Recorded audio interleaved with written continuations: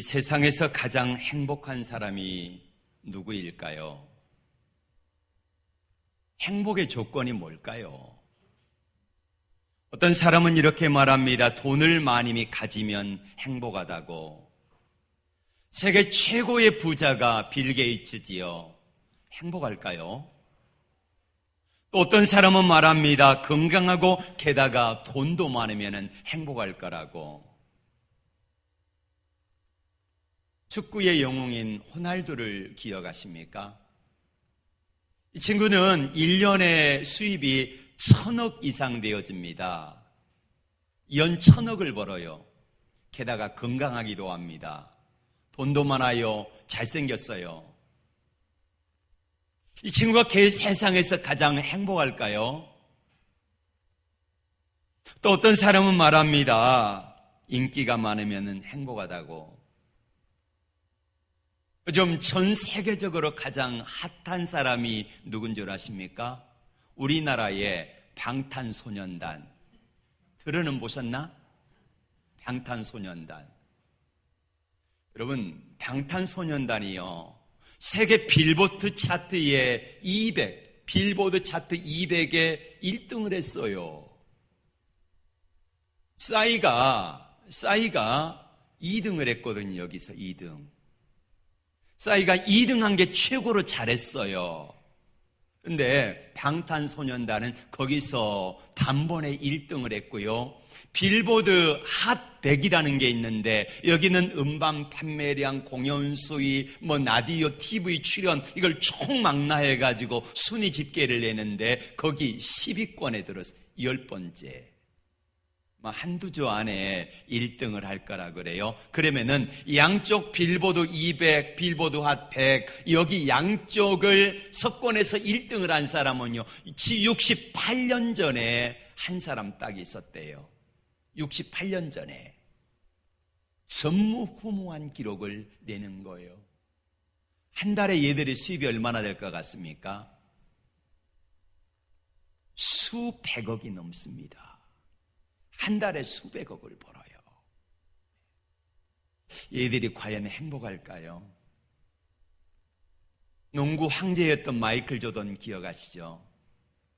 이 사람이 이렇게 이야기를 합니다. 나는 수천억을 벌었고 그리고 사람들에게 인기도 많았고 건강하고 가질 것 다 가진 사람이잖아요. 그런데 단 하루도 행복하지 못했다 이렇게 말합니다. 그는 말합니다. 나는 슈퍼마켓도 내 마음대로 가고 싶은 데를 가지 못했다 이렇게 이야기합니다. 그러면 여러분 세상에서 가장 행복한 사람은 누구일까요? 오늘 여기 예배에 참석한 사람들 가운데 가장 행복한 사람은 누구일까요? 저요? 예. 이렇게 생각합니다. 저 뒤에 유아실에 있는 하은이가 세상에서 가장 행복할 거라고. 가장 행복한 사람이 저 아이라는 말이에요. 왜 그럴까요? 계속해서 말씀드리는 가운데 여러분들이 해답을 얻기를 바랍니다. 사람들이 뭐라고 하는가, 세상이 뭐라고 하는가, 환경이 뭐라고 하는가, 이것 때문에 사람들은 행복하기도 하고 불행하기도 하거든요. 빼앗기지 않는 행복, 세상에 어느 누구도 어떤 환경도 빼앗아갈 수 없는 진정한 행복이 오늘 주님으로부터 주어집니다.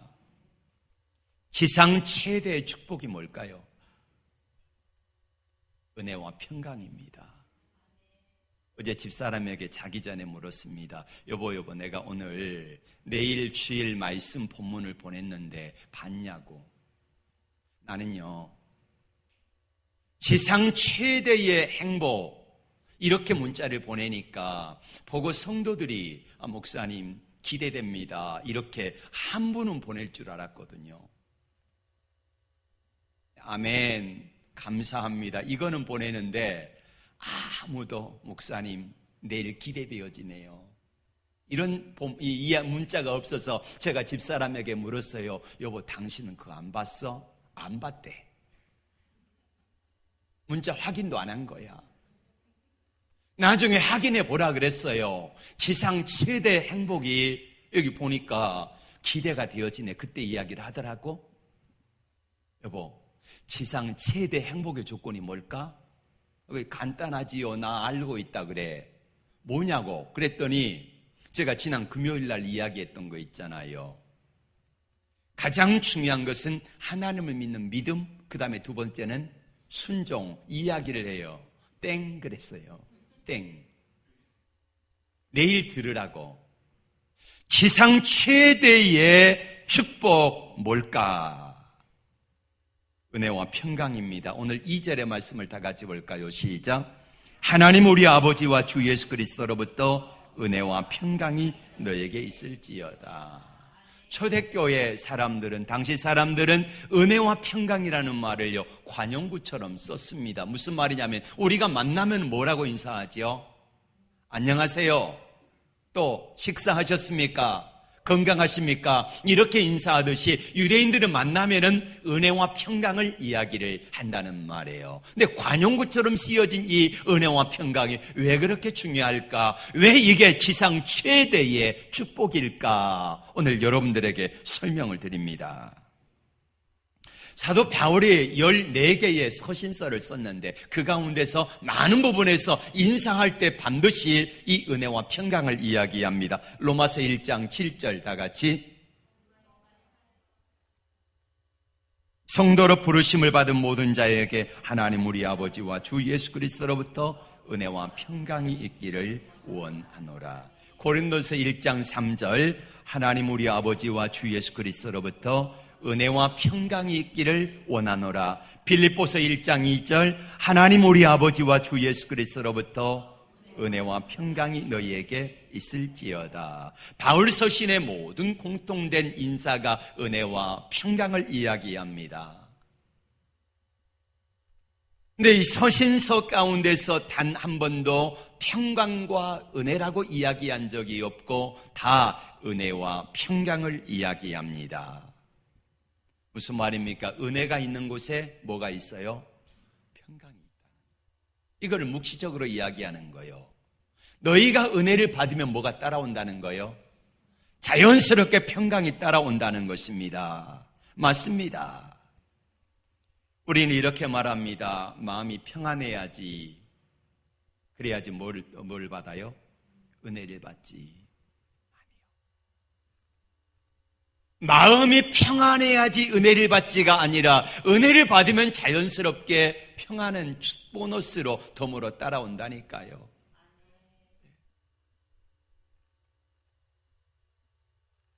은혜를 강조하는 사람과 공동체는 항상 그 뒤에 평강이 오고 감사와 기쁨이 따라오게 되어 있습니다.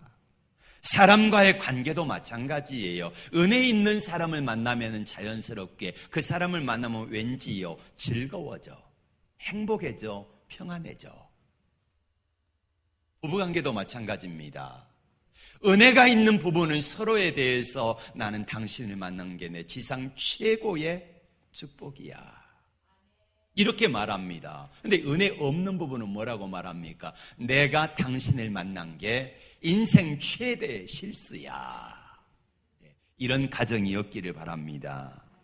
교회 성도들도 마찬가지입니다. 성도 간에 서로 인사하면서 나는 목사님 만난 게 내 인생의 최고의 축복입니다. 할렐루야. 나 이렇게 좀 말해줬으면 좋겠어요. 성도 간에도 마찬가지예요. 내가 당신을 만나서 인생이 참 행복합니다. 이렇게 내가 먼저 은혜를 고백할 때에 자연스럽게 하나님의 신 뭐가 따라와요? 평강이 따라오는 것입니다. 할렐루야. 바울은 오늘 은혜와 평강이 너희에게 있을지어다, 이렇게 축복하고 있습니다. 오늘 1절 2절의 말씀을 큰 소리로 다시 한번 읽겠습니다. 그리스도 예수의 종 바울과 디모데는 그리스도 예수 안에서 빌립보에 사는 모든 성도와 모든 또한 감독들과 집사들에게 편지하노니 하나님 우리 아버지와 주 예수 그리스도로부터 은혜와 평강이 너희에게 있을지어다. 은혜라는 말은 카리스라고 하는데요, 카리스 찬양단 있잖아요. 카리스. 기쁨, 즐거움이라는 뜻이고요. 은혜는 이방인들의 인사였다고 합니다. 헬라인들의 인사. 그리고 평강은 에이레네라고 하는 단어인데 화목, 평화를 말합니다. 유대인들의 인사예요. 유대인들의 인사, 평화가 뭡니까? 샬롬이잖아요. 이거를 빌었다는 말입니다. 그러면은 은혜는 무엇일까? 은혜는 하나님이 우리에게 값없이 주시는 선물을 말합니다. 그래서 은혜를 받으라는 거예요. 우리가 주 예수 그리스도를 믿는 사람이 되었고 성도가 되었으면은 하나님이 우리에게 은혜를 주시는데 가장 큰 은혜가 뭐냐? 구원의 은혜입니다. 에베소 2장 8, 9절을 볼까요? 너희가 그 은혜를 인하여 믿음으로 말미암아 구원을 받았나니 이것이 너희에게서 난 것이 아니요 하나님의 선물이라. 자랑하지 말라는 거예요. 하나님이 우리에게 값없이 주시는 은혜, 선물을 받았다는 거지요. 이게 구원의 은혜입니다. 그러면 평강이 뭘까? 구원의 은혜를 받은 사람에게 자연스럽게 줄레줄레 뒤따라오는 게 뭐예요? 평강이 따라오는 것입니다. 내가 하나님의 은혜를 받아서 그 은혜 가운데 살게 되면 평강은 자연스럽게 하나님이 우리에게 따라오게 돼 있다는 말이에요. 은혜의 결과로 주어지는 것인데 하나님과 바른 관계가 되어지면은요 자연스럽게 하나님이 우리에게 주시는데 그러면은 이 은혜와 평강은 어디에서 올까? 출처가 어딜까요? 2절의 말씀 다 같이 봅니다. 시작.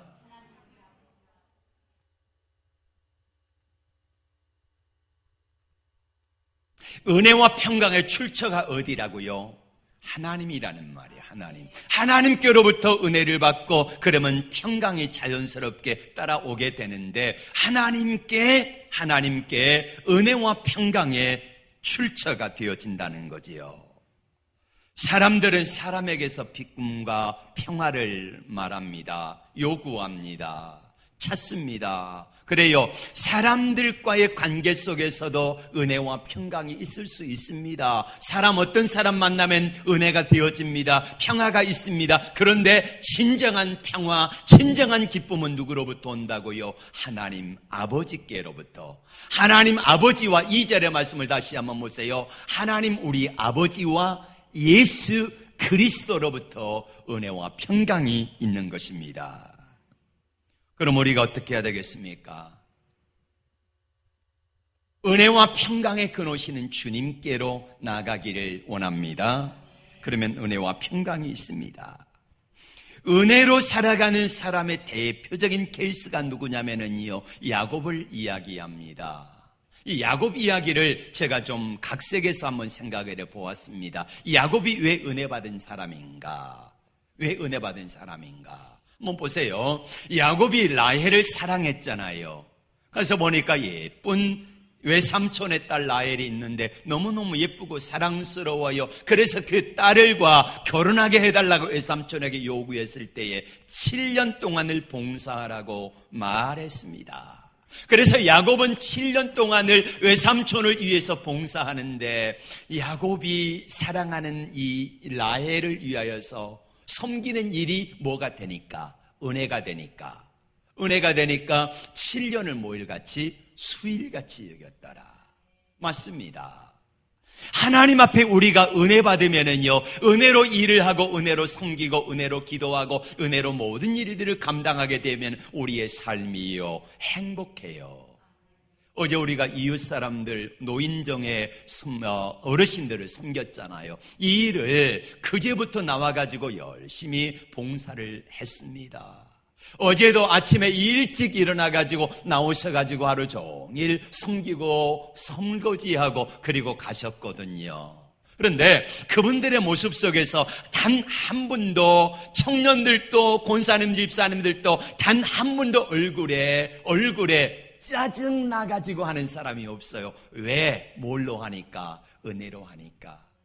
기쁨으로 하니까 즐거워지더라는 거예요. 이분들은 내 돈 써가면서 섬기는데 기쁘고 즐겁고 행복해지더란 말이에요. 왜요? 내 마음속에 내가 은혜를 가지고 봉사하니까 자연스럽게 즐거워져. 평화가 임해 행복해요. 이게 바로 은혜와 평강의 모습인 것입니다. 그러면은 은혜와 평강의 사람 바울과 실라의 모습을 한번 살펴볼까요? 사도 바울은 왜 이처럼 은혜와 평강이 중요한지를 소개하고 있습니다. 바울은 지금 에베소서를 기록할 때에 로마 감옥에 갇혀 있습니다. 나이가 많을 때입니다. 거의 70이 가까워 오는 나이에 감옥에 갇혀 있는데 그때에 수십 년 전에 빌립보에서 있었던 은혜로운 이야기가 생각이 나는 거예요.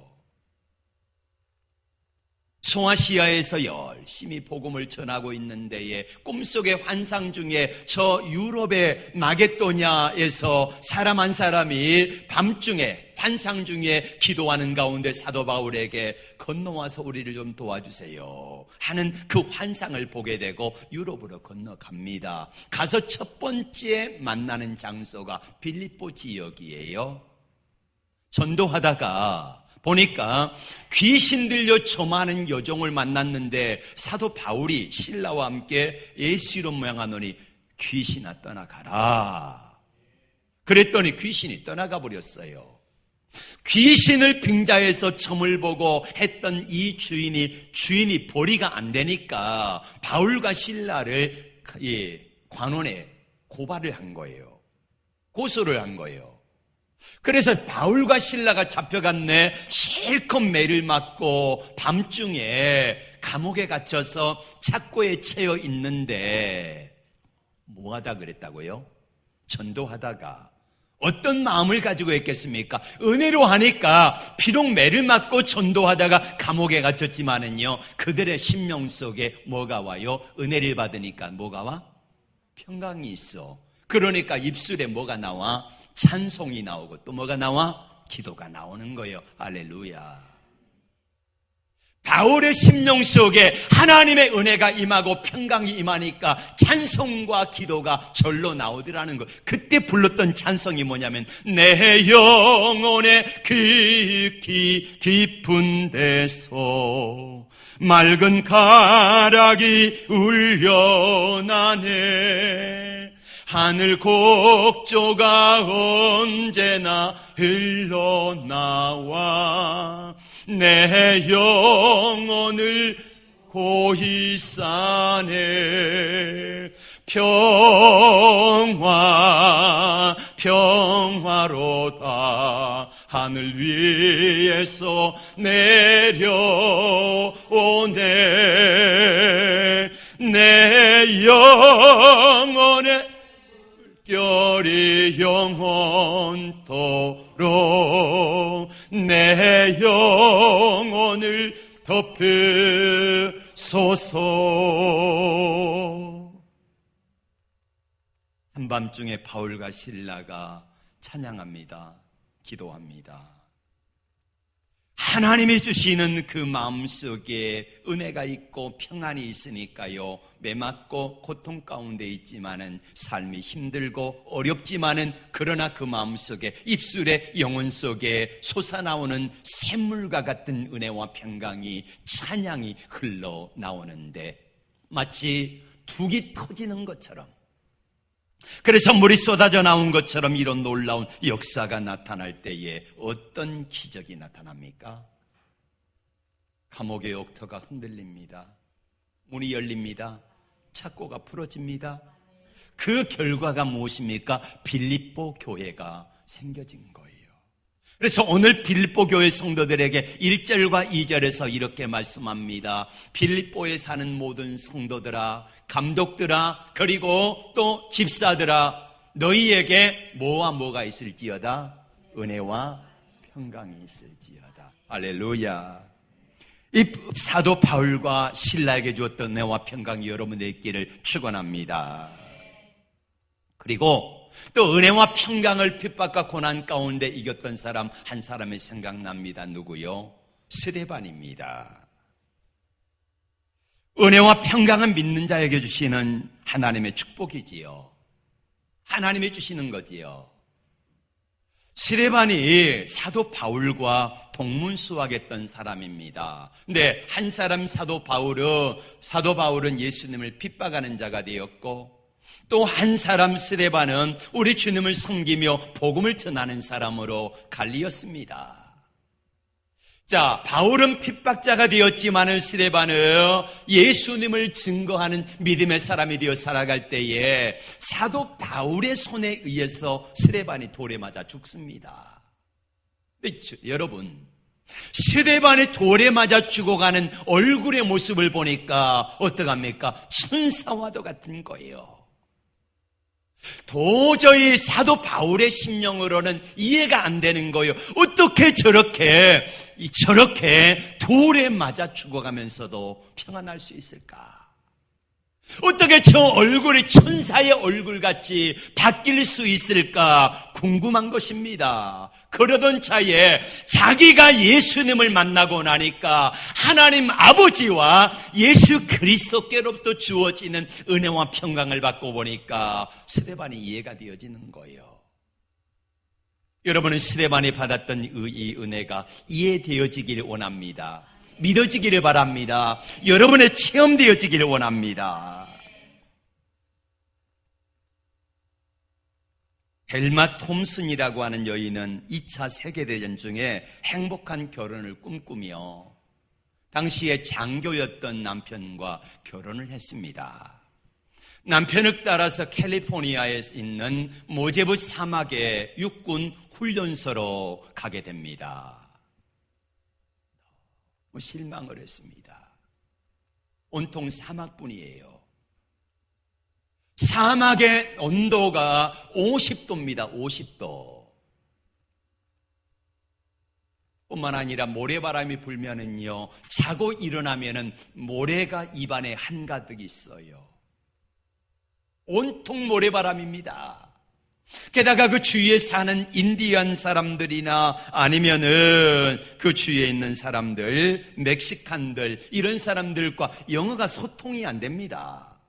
이야기할 사람도 없지, 남편은 부대에 가면은 늦게 오지, 게다가 온통 모래바람, 더위, 사막, 아무것도 희망이 없는 거예요. 너무너무 힘들고 답답하고 괴롭고 그렇게 살아가다가 미쳐버릴 것 같아가지고 부모님에게 편지를 썼습니다. 저는 도저히 이곳에 살 수 없습니다. 이곳에 있느니, 이곳에 사느니 차라리 감옥에 가는 게 낫겠습니다 라는 편지를 썼습니다. 얼마 후에 아버지로부터 답장이 왔습니다. 너 많이 힘드냐? 그러면은 잠시 친정에 왔다가 쉬었다 가라 그럴 줄 알았는데 단 2줄 이렇게 써 있었습니다. 두 사나이가 감옥에서 조그만 창문을 통해 밖을 바라보았다. 한 사람은 밤하늘에 반짝이는 별을 헤아리며 자신의 미래를 꿈꾸며 살았고, 또 한 사람은 감옥에 굴러다니는 먼지와 바퀴벌레를 쐬며 불평과 원망으로 살았다. 한 2마디였습니다. 그래서 이 여인은 너무 간단한 편지, 처음의 내용에 너무 실망했지만은 이 두 얘기가 그녀의 삶을 바꾸어 놓았습니다. 인문구를 몇 번이고 되풀이해서 외우고 되돌려보고 묵상하면서 그렇게 해서 지내다가 어느 날 이런 생각을 했습니다. 자신이 그렇게 자신의 삶의 환경을 너무 부끄러워한 것들을 생각하면 너무 이게 아닌데, 그러면서 어느 날 문득 자신에게 밤하늘의 별이 무엇일까, 이거를 생각을 한 거예요. 밤하늘의 별을 보았더니 그 사막의 밤하늘의 별이 너무 영롱하고 아름다운 거예요. 자신이 저주스럽다 여기에 사느니 차라리 감옥에 가는 게 낫겠다 했던 이 별의 모습이 너무너무 영롱하고 아름답고 너무너무 멋진 거예요. 자기가 감옥처럼 생각했던 바로 그 환경의 울타리들, 그 다음 사진.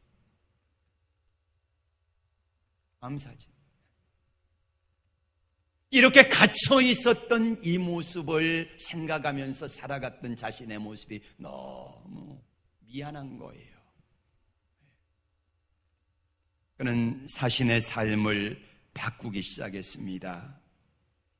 선인장, 난초, 여러 가지 식물들, 이것들을 연구하기 시작했고, 사막의 식물을 바라보며 사막의 낙조와 밤하늘의 아름다운 별들을 연구하기 시작했습니다.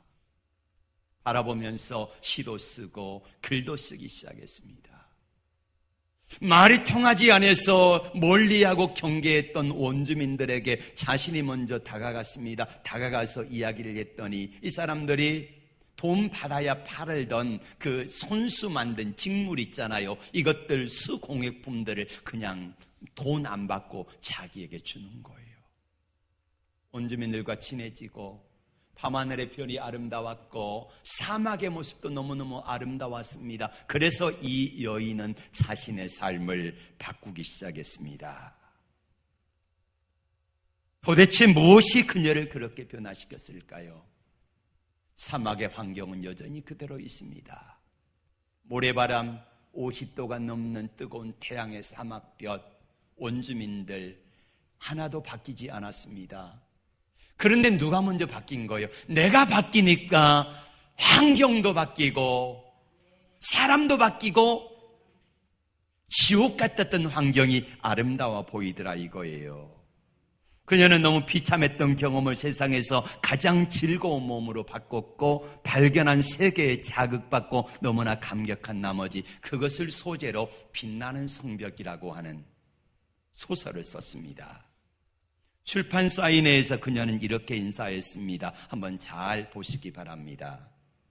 사막에서 생활하는 동안에 너는 불행하다, 너는 외톨이다, 너는 희망이 없다 라고 말하는 마귀의 소리도 들렸고, 너는 행복하다, 이곳으로 너를 인도한 이는 바로 나 하나님이다, 이곳에서 너의 새 꿈을 꾸려무나 라고 말씀하시는 하나님의 음성도 들렸습니다.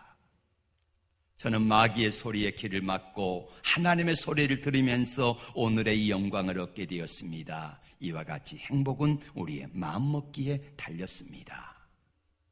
어떤 상황이나 조건 때문에 행복하고 불행한 것이 아니라 나의 마음가짐이 행복과 불행을 결정합니다.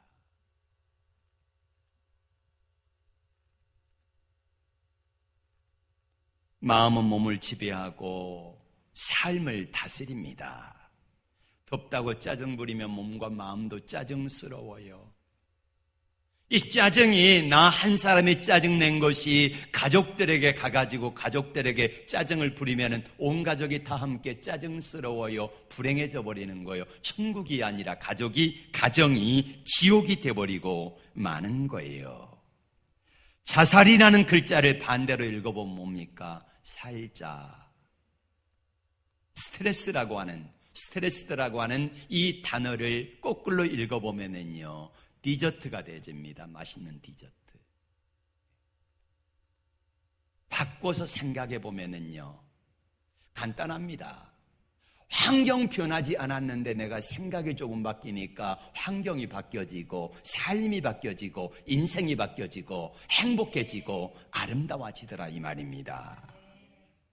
나폴레옹은 유럽을 제패한 황제였지만 그는 말합니다. 내 인생에 행복한 날은 딱 6일밖에 없었다. 삼중고의 여인 헬렌 켈러 아시지요? 눈멀고 귀먹고 그리고 또 말하지 못하는 이런 삼중고의 여인이었던 헬렌 켈러는 이렇게 말합니다. 나는 내 인생에 단 하루도 불행한 날이 없었다. 위대한 돈 많고 능력 있는 나폴레옹은 6일밖에 행복하지 않았다고 하는데, 우리가 생각하기에 가장 비참한 인생이 되어야 될 이 여인 헬렌 켈러는 내 인생에 단 하루도 행복하지 않는 날이 없었다라고 말을 합니다. 천국, 마음먹기에 따라서 오르락내리락 하는 것입니다.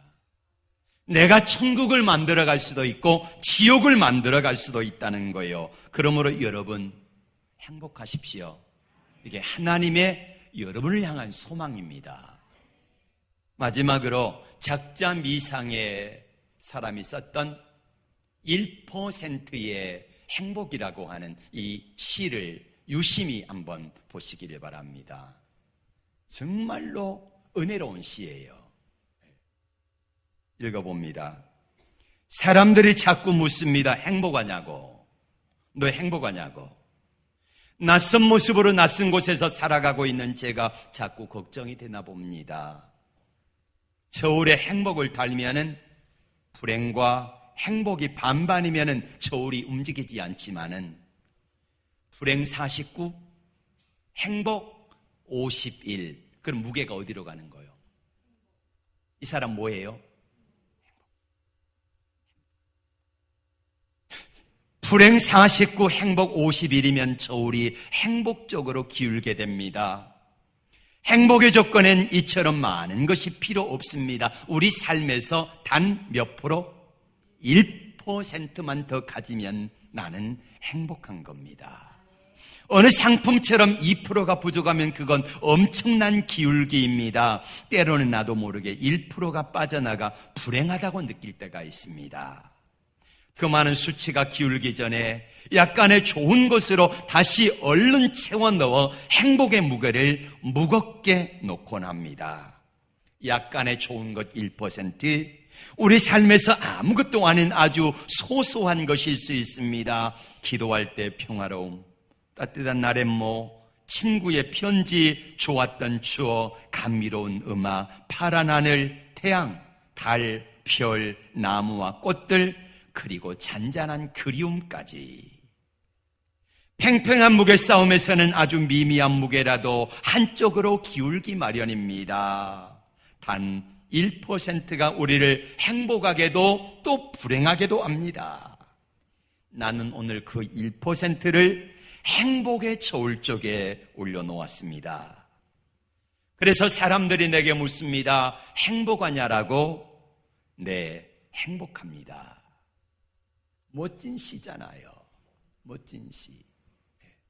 여러분 이거 하나 뽑아가지고요 집에다 놓고 좀 걸어놓으시고 좀 유심히 읽어보세요. 얼마나 오늘 하나님은 우리에게 말씀하십니다. 지상 최대의 축복이 뭐라고요? 여러분에게 이 은혜와 평강이 있습니까? 여러분에게 이 평강을 누리며 살고 계십니까? 오늘 사도 바울은 우리에게 은혜가 있는 곳에 평강이 있다고 말씀합니다. 그러면 나는요, 내 인생은 행복한 인생이라고 주님은 우리에게 말씀하고 있습니다. 하나님이 원하시는 뜻, 나는 너희들이 행복하길 원한다. 그래서 하나님께서는 이 땅에 우리에게 오셔서 은혜라고 하는 구원의 선물을 주시고 그 은혜 가운데 살아가면은 자연스럽게 하나님이 우리에게 주시는 평강이 따라올 것을 우리에게 말씀하시며 나와 함께 행복하게 살자, 내 손잡고 행복하게 살자, 이렇게 말씀하십니다. 주와 함께 걷는 길, 행복한 길입니다. 내가 갈 수 없는 길, 내가 넘을 수 없는 길, 주님이 대신 가신다 하십니다. 그래서 마침내 하나님이 원하시는 행복한 사람, 바로 여러분 모두가 되어지기를 주께서 원하십니다.